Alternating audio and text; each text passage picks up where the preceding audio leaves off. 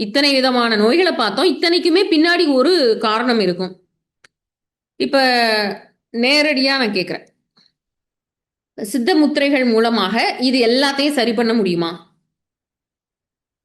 இது எல்லாத்தையும் சரி பண்ணவங்க இருக்காங்களா முதல்ல? சரி பண்ண முடியுமான்றத விட சரி பண்ணவங்க இருக்காங்களா?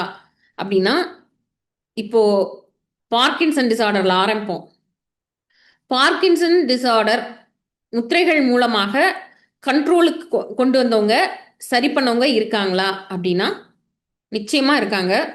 இது எல்லாமே நம்மளுடைய வே ஃபார்வர்டுன்னு சொல்லக்கூடிய காலையில இருக்கக்கூடிய செஷன் அட்டெண்ட் பண்றவங்க. காலையில தினமும் காலை முத்திரை பயிற்சி பண்ணி, சில பல வருடங்களாக முத்திரைகளை தன்னோட வாழ்வியல் அங்கமாக மாற்றிக்கொண்ட சில 1000 பேர் வந்து அதுல கலந்துக்கிறாங்க. காலையில 7 மணிலேருந்து 8 மணி வரை. இதுல பார்க்கின்சன சரி பண்ணியிருக்காங்களா அப்படின்னா, பார்க்கின்சன் டிஸார்டர நல்ல கண்ட்ரோலுக்கு கொண்டு வந்தவங்க இருக்காங்க. மயோசைட்டிஸ்ன்னு சொல்லக்கூடிய தசை சார்ந்த பிரச்சனைகள் சரியா இருக்கா? சரியா இருக்கு.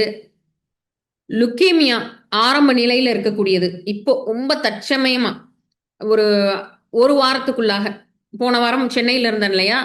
அந்த நேரம் லுக்கேமியா பேஷண்ட் ஒருத்தவங்கள பார்க்கக்கூடிய சூழல் ஏற்பட்டது. நண்பரோட தந்தை, அவரு ப மருத்துவ முறைகள் எல்லாமே எடுக்க ஆரம்பிச்சுட்டாங்க. எடுத்துட்டு இருக்காங்க. கண்ட்ரோலுக்கு வரல. ஒரு 1 வாரம் முத்திரையில வந்து பிளட் செல்ஸோட கவுண்ட் எல்லாம் கண்ட்ரோலுக்கு வந்திருக்கு அப்படின்னு சொல்லி, இது எப்படி சாத்தியம் அப்படின்னு சொல்லி, இப்போ ரொம்ப சமீபத்தில நேற்று தான் தொடர்பு கொண்டாங்க. 1 வாரம். Muscular dystrophy, irritable Powell syndrome. Irritable Powell syndrome விட்டு பல 100 பேர் வெளியே வந்திருக்காங்க. இரிட்டபிள் பவல் சிண்ட்ரோம்லேருந்து பல 100 பேர் வெளியே வந்திருக்காங்க. ஆட்டோ இம்யூன் டிஸார்டர்ல இருந்து பர்டிகுலரா சொரியாட்டிக் ஆர்த்ரைட்டிஸ் அப்படின்ற சிம்டம், அதாவது தோல்லையும் பிரச்சனை வரும், சொரியாசிஸ் மாதிரியான ரேஷஸ் வரும், மூட்டுகளும் கரடு கட்டின ஒரு வீக்கம் இருக்கும். அடுத்து அல்சீமஸ் டிசீஸ்ன்னு சொல்லக்கூடிய ஞாபக மறதி.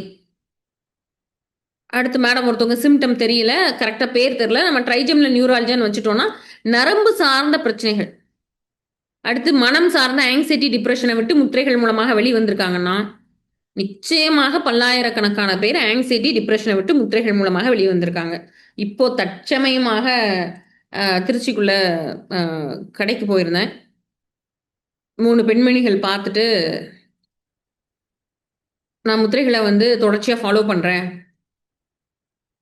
கோவிட் சமயத்துல ஏற்பட்ட என்னுடைய நெருங்கிய சொந்தத்துடைய உயிரிழப்போட தாக்கத்தை விட்டு என்னால வெளிய வர முடியாம ரொம்ப அவஸ்தைப்பட்டுட்டு இருந்தேன்.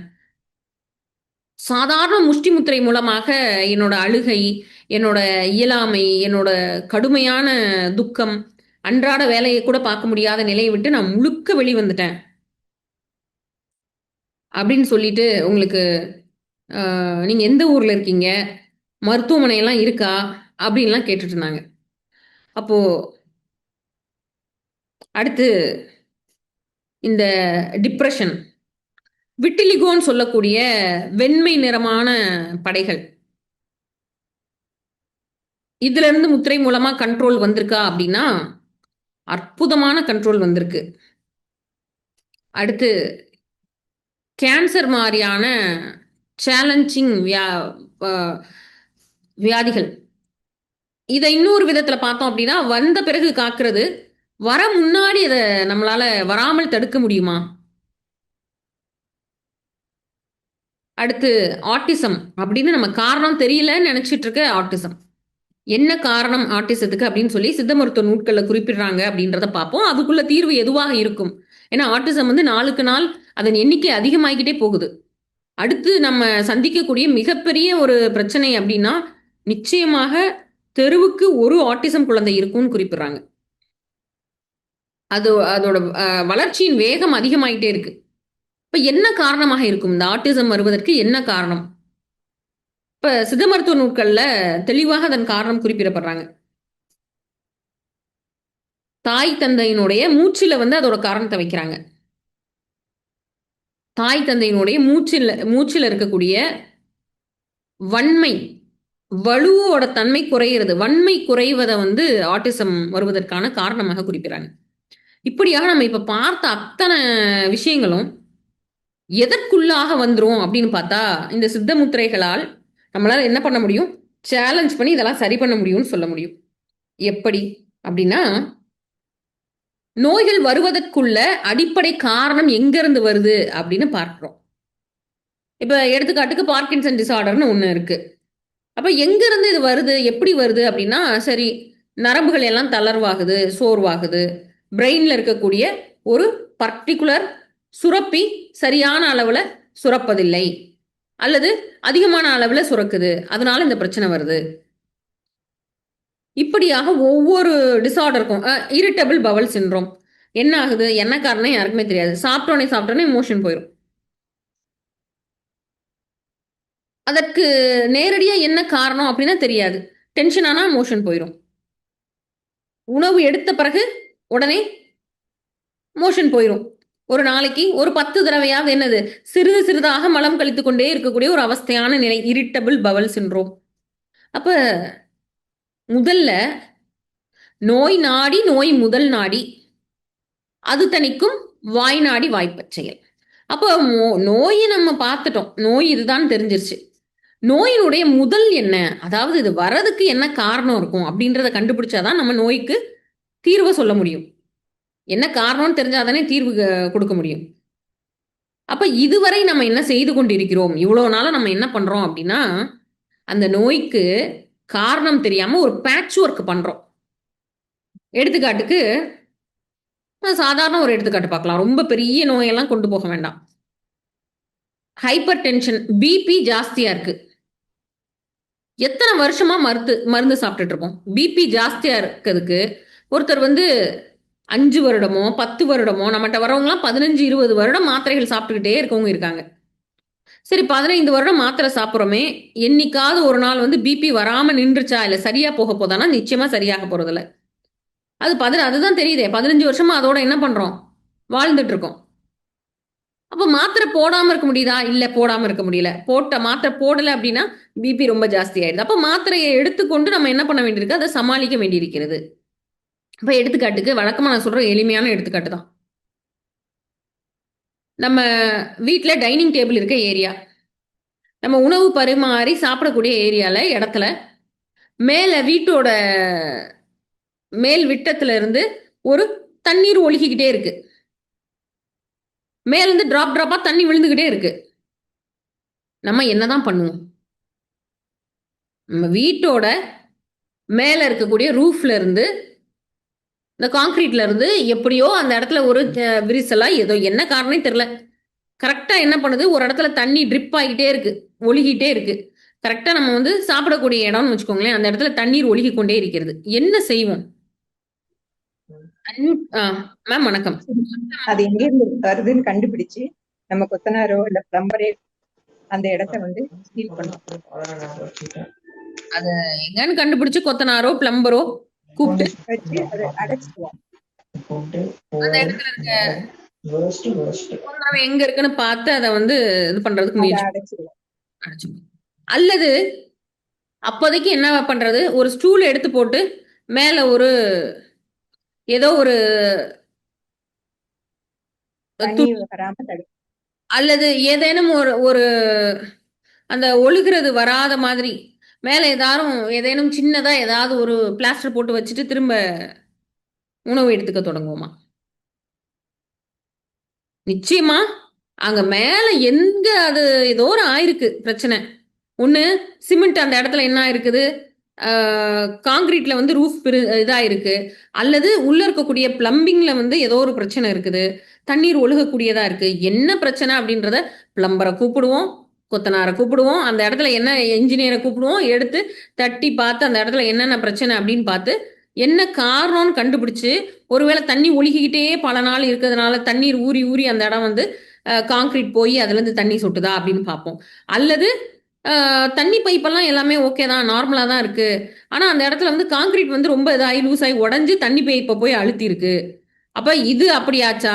அல்லது காங்கிரீட் உடைஞ்சு தண்ணீர் பைப்பை அழுத்துச்சா, அல்லது இது ரெண்டுமே இல்லாத வேற ஏதோ ஒரு காரணமா, எங்கேயோ தண்ணி மாடியில தேங்கி இருந்தா அதுல இருந்து சொட்டுதா, இப்படியாக என்ன காரணம், பல்வேறு காரணம் இருக்கலாம். என்ன காரணம்ன்றத முதல்ல என்ன பண்ணுவோம், அனலைசிஸ் பண்ணிட்டு அதுக்கப்புறம் என்ன பண்ணுவோம், காரணம் எந்த காரணமோ அதை கிளியர் பண்ணுவோமா, அது இல்லாத வேற வேலையை செய்வோமா? என்ன காரணமோ அதை தான் சரி பண்ணுவோம். பைப்புல பிரச்சனைனா பைப்பை சரி பண்ணினாதான் சரியாகும். பைப்புல பிரச்சனை அப்படின்னா சிமெண்ட் போட்டு பூசி அடைச்சிட்டோம்னா திரும்ப பைப்பு ஒழுகுற பைப் என்ன பண்ணும், திரும்ப சிமெண்ட் வழியா ஒழுக தான் செய்யும்.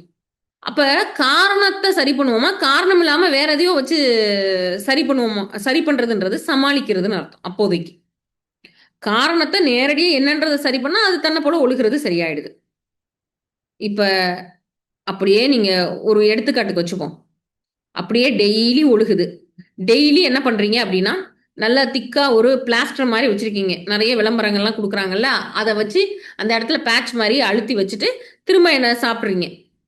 சாப்பிட்டு முடிச்சுட்டு எந்திரிச்சு போயிறீங்க. அதுக்கப்புறமா என்ன ஆகுது, அது உறிஞ்சு திரும்பவும் தண்ணி சுட்டுது. அதுக்கு அடுத்த நாள் காலையில வரீங்க, சாப்பிடணும். இப்ப என்ன பண்றது, மேல பேட்ச் மாதிரி ஒட்டிட்டு அதுக்கடுத்து சாப்பிட தொடங்குறீங்க. அடுத்த நாள் வரீங்க. இப்படியே எத்தனை நாள் வரை செய்யலாம்னு நினைக்கிறீங்க அனிதா தேவி மேம்? இதே மாதிரி எத்தனை நாள் வந்து தற்போதைக்கு ஒரு பேட்ச் மாதிரி ஒட்டிட்டு சாப்பிட்டுட்டு போயிடுறீங்க. சாப்பிட்றதோட வேலை முடிஞ்சுச்சு.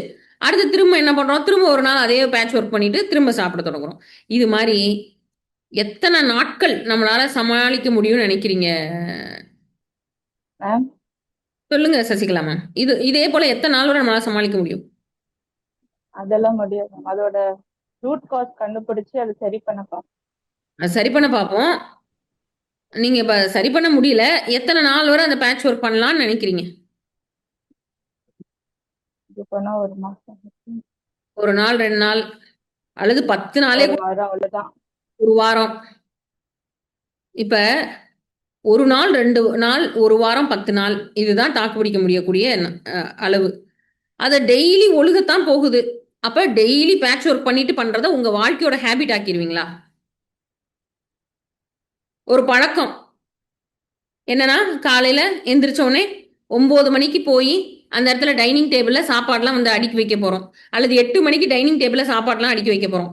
கடகடன்னு போயிட்டு 7 மணிக்கு சமைச்சு முடிச்ச உடனே மேல ஒரு பிளாஸ்டர் ஒட்டி ஒரு பேட்ச் ஒர்க் பண்ணி முடிச்சுட்டு 8 மணிக்கு சாப்பாடுலாம் வச்சுட்டு போயிடுறோம். எல்லாரும் 9 மணிக்குள்ள சாப்பிட்டு முடிச்சுட்டு கிளம்பிடுறாங்க.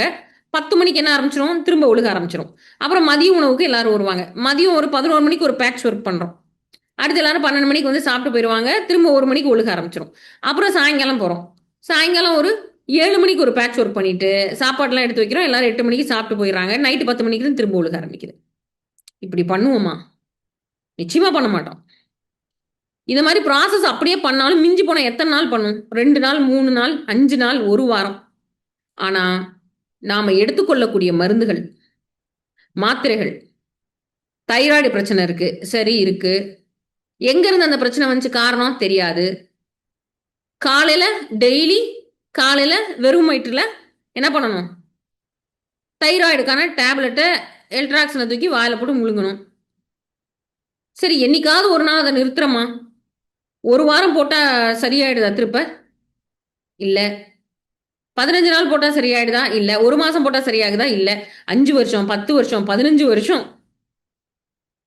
நிறைய பேர் மைண்ட் வாய்ஸ் கேக்குது. 15 வருஷம், 25 வருஷம், 30 வருஷமாலாம் நான் எடுத்துட்டு இருக்கேன் தைராய்டு டேப்லெட்டை. அப்ப என்ன காரணம் அப்படின்னா, 25 வருஷமா யாராவது பேட்ச் ஒர்க் பண்ணுவாங்களா? ஒரு உயிரற்ற ஒரு வீடு, ஒரு சுவரு, செங்கல், சிமெண்ட், இதுக்கே வந்து நம்ம வந்து என்ன பண்ண மாட்டோம், பேட்ச் ஒர்க் பண்ணா வீணா போயிடும் நமக்கு தெரியும். அதுக்கே நம்ம பேட்ச் ஒர்க் பண்ண மாட்டோம். ஒரு வாரம் 10 நாள் பண்ணுவோம். அதுக்கு மேலனா என்ன பண்ணுவோம், வீட்டுல இருக்கவங்கள கண்டபடி திட்டுவோம். என்ன முட்டாளா நீ, எத்தனை நீ பாட்டுக்கு சமைக்க வைக்க முன்னாடி ஒட்டி வச்சுட்டு நீ பாட்டு சமைக்கிற, அதை தானே பண்றோம். சுகருக்கான டேப்லெட் 20 25 வருஷம் எடுக்கிறோம். சாப்பிட்டோன்னே சுகர் லெவல் ஏறப்போகுது. உடனே என்ன பண்றது, ஒரு மாத்திரை போட்டு அப்போதைக்கு குறைக்கிறது. சரி, காலையில தான் குறைச்சோமே, மதியானம் திரும்ப அந்த பேட்ச் ஒர்க் பண்ணாம மதியானம் ஒரு தடவை, அடுத்து சாயங்காலம் விட்டோமா சாயங்காலம் ஒரு தடவை. இதை எத்தனை வருஷமா ஃபாலோ பண்ணிட்டு இருக்கோம்? 5 வருஷமோ, 10 வருஷமோ, 15 வருஷமோ, 20 வருஷமோ, 25 வருஷம் நம்ம ஃபாலோ பண்றோம் இதே மெத்தட. சரி, 25 வருஷம் கழிச்சு முழுசா நீங்க சுகரே இல்ல, டயபெட்டிஸே இல்ல, சரியாயிட்டீங்களான்னா நிச்சயமா அப்படி நடக்கவே போறது இல்லை. அதுக்கப்புறம் என்ன பண்ணணும், டோஸ் அதிகப்படுத்தணும். பேட்ச் ஒர்க்கு சின்ன பேட்ச் ஒர்க்கில் பெரிய பேட்ச் ஒர்க் பண்ணணும். அப்போ என்ன அர்த்தம், எது காரணமோ அது கண்டுபிடிக்கப்படவே இல்லை, ட்ரீட் பண்ணப்படவே இல்லை. அடுத்து என்ன பண்ணுவோம், 25 வருஷம் கழிச்சு இன்சுலினை கொஞ்சம் அதிகமாகும். அங்கே சுவரெல்லாம் மொத்தமாக பொத்தலாகி தண்ணி குடமா கொட்டுது, பரவாயில்ல, அப்பவும் காரணத்தை கண்டுபிடிக்க மாட்டோம். அப்ப என்ன பண்ணிடுவோம், மொத்தமா சிமெண்ட் எல்லாம் வச்சு அடைக்க முடியாத அளவுக்கு தண்ணி வந்துருச்சு. இப்ப பைப் இருக்கிறதான பிரச்சனை, பைப்பை உடைச்சிட்டு போயிடும். பைப் இருக்கிறதுனால தான் தண்ணி வருது. அப்ப ஒரு பிரச்சனை இருக்கு அப்படின்னா அதனுடைய காரணம் தெரியாமல் செய்யக்கூடிய மருத்துவம், நம்ம ஒரு உயிரில்லாத ஒரு வீடு, ஒரு 2 வீலர், ஒரு வண்டி, அதுல ஏதாவது ஒரு பிரச்சனை வந்தா கூட அப்போதைக்கு பேட்ச் ஒர்க் பண்ணிட்டு ஓட்டுவோமான, நிச்சயமா பண்ண மாட்டோம். அதோட காரணம் என்னன்னு கண்டுபிடிச்சு அதை நம்ம சரி பண்ண போறோம். ஆனா நம்மளோட உடம்புக்கு மட்டும் 3 வேளை 2 வேளை டெய்லி ஒரு டேப்லெட்டை, இத்தனை வருஷமா ஒரு பிபி டேப்லெட்டை 15 வருஷம் எடுக்கிறோம், 20 வருஷம் எடுக்கிறோம் அப்படின்னா எப்பேற்பட்ட ஒரு முட்டாள்தனமான காரியத்தை பண்றோம். ஏன்னா திரும்பவும் இதே தான், அதனுடைய ரூட் காஸ்ன்னு சொல்லக்கூடிய மூல காரணம் கடைசி வரை கண்டுபிடிக்கப்படுவதே இல்லை. எத்தனை சயின்ஸ் என்னங்க எவ்வளோ டெவலப் ஆயிடுச்சு, நீங்க என்ன இப்படி சொல்லிட்டு இருக்கீங்க மேடம், சம்மந்தம் இல்லாது. சயின்ஸ் எவ்வளோ டெவலப் ஆயிடுச்சு, அப்படியே பேங்க்ரியாஸ் செல்ஸ் எல்லாம் புதுசா உருவாக்குற மாதிரியான மருந்துகள்லாம் கண்டுபிடிச்சிட்டாங்க. சரி, அப்ப டயபெட்டிஸ் காணாம போகணும்ல. சுகரை டயபெட்டிஸ் குறையிறதுக்கு ஸ்லோ ரிலீஸ் டேப்லெட் கண்டுபிடிச்சிருக்காங்க. சரி, ஸ்லோ ரிலீஸ் டேப்லெட் கண்டுபிடிச்சாங்க, சுகர் வராம சுத்தமா சரியாகிறதுக்கு என்ன பண்ணணும்? அப்ப என்ன இருக்கு இங்க பிரச்சனை அப்படின்னா, எந்த ஒரு நோயும் நேரடியாக அணுகப்படாத முட்டாள்களாக நம்ம இருக்கோம். அதான் உண்மை. ஒரு வீட்டில் ஒரு சிமெண்ட் வச்சு அடைக்கல அல்லது பிளம்பிங் வேலையை முடிக்கல அப்படின்னா நம்ம வீட்டில் இருக்கக்கூடியவரை என்ன சொல்லுவோம், நம்ம கணவர் இந்த மாதிரி வேலை பார்க்குறாருன்னு வைங்க, ஒரு 10 நாள் இதே மாதிரி வேலை பார்க்குறாருன்னா எவ்வளோ கோபப்படுவோம். அவரை நம்ம என்ன மாதிரியான வார்த்தையெல்லாம் சொல்லுவோம். அப்போ இந்த காரியத்தை தானே நம்ம உடம்புக்கு செஞ்சுட்டு இருக்கோம் இத்தனை வருஷமா. அப்ப டெய்லி பேட்ச் ஒர்க், டெய்லி ஒரு மருந்தை சாப்பிட்டு ஏதோ ஒன்று பண்ணி சரி பண்றமே ஒழிய நேரடியாக நோயினுடைய காரணத்தை நம்ம கண்டுபிடிப்பதே இல்லை. இப்ப நோயோட காரணம் எங்க இருக்கு, எப்படி கண்டுபிடிக்கப்படணும் அப்படின்னு பார்த்தா, அது பார்க்கக்கூடிய ஆங்கிள் பார்க்காம வேற எதோ பார்க்கிறோம். உயிரற்ற ஒரு நரம்பு, எலும்பு, சதையாக மனிதர்களை பார்க்க தொடங்கிட்டோம் நம்ம. அப்ப நரம்பு, சதை, எலும்புக்குள்ள என்ன பிரச்சனை இருக்குன்னு தேடி தேடி பார்க்கிறோம். சரி, மூட்டு வலி ஆஸ்டியோபோரோசிஸ்ன்னு சொன்னாங்க, ஆர்த்ரைட்டிஸ்ன்னு சொன்னாங்க.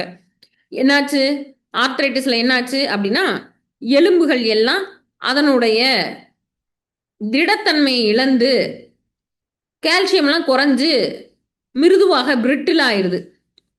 மிருதுன்னு சொல்றதை விட எலும்புகள் நொறுங்கக்கூடிய தன்மைக்கு வந்துடுது, ஆஸ்டியோபோரோசிஸ்ன்னு சொல்றோம். சரி, எல்லாமே ஓகே. எதனால அந்த ஆஸ்டியோபோரோசிஸ் வந்தது அப்படின்னா, அடுத்து கால்சியம் இல்லாததுனால வந்தது. ஏன் எல்லாரும் மாதிரி தானே நானும் கால்சியம் எடுக்கிறேன், எனக்கு மட்டும் கால்சியம் ஏன் இல்லாம போனது? அடுத்து கால்சியம் சப்ளிமெண்ட் எடுத்தும் திரும்ப ஆஸ்டியோபோரோசிஸ் ஏன் வந்தது? காரணம் தெரியுமானா தெரியாது. இப்படியாக நம்மளுக்கு இருக்கக்கூடிய ஒரு மூட்டு வலியில ஆரம்பிச்சு தலைவலியிலிருந்து எவ்வளவு பெரிய கேன்சர் சம்பந்தமான பிரச்சனையா இருக்கட்டும், நமக்கு அதனுடைய மூல காரணம், வேர் காரணம் தெரிந்து நேரடியாக நம்ம என்ன பண்றதுல அதை அணுகுவதே இல்லை, நேரடியாக ட்ரீட் பண்றதே இல்லை. எதையோ ஒன்று பண்ணி நம்ம என்ன பண்றோம், பேட்ச் ஒர்க், அப்போதைக்கு சமாளிப்பு, அந்த சமாளிப்போட தான் நம்ம என்ன பண்றோம், பல வருடங்களாக வாழ்ந்து கொண்டிருக்கிறோம். ஆனால் இந்த சித்தமுத்திரை கலை என்பது இந்த சமாளிப்பெல்லாம் தாண்டி நேரடியாக இந்த பிரச்சனைக்கு எது நேரடியான காரணம்ன்றத நேரடியாக ஐம்பூதங்களோட ஏற்றத்தாழ்வு தான் காரணம்ன்றத கண்டுபிடிக்கும் போதே அதுல என்னவும் சேர்ந்து வந்துருது அப்படின்னா அதற்குள்ள தீர்வும் ரொம்ப எளிமையாக எட்டப்படுகிறது. டாக்டர் சாலி ஜெயகல்பனா நேரடி வழிகாட்டுதலில் வாழ்வை மாற்றும் 100 நாள் சித்த முத்திரை பயிற்சி வகுப்பு விரைவில் தொடங்குகிறது. இப்போதே முன்பதிவு செய்யுங்கள். இது வெறும் பயிற்சி அல்ல, உங்கள் வாழ்வியல் மாற்றம். மேலும் விவரங்களுக்கு டிஸ்கிரிப்ஷனை பார்க்கவும்.